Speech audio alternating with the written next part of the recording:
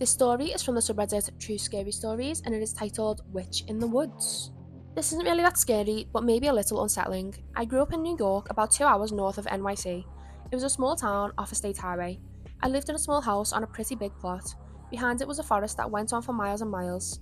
There was an opening to a trail that I could access from the land my house was on, but I had never done so. My grandma used to stay with us quite often, around the same time every year. Some sort of fungus or something similar would grow in our land.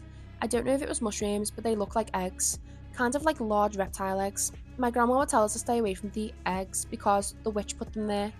She also told us to stay away from the trail because the witch lived there. I must have been about 5 to 6 at the time, and I remember not believing in the witch. But I did heed my grandma's advice and stayed away from both. One day, my sister and I were playing outside while my grandma was watching us. The eggs had grown in by this time. We were running around when my sister and I glanced at the entrance of the trail and froze.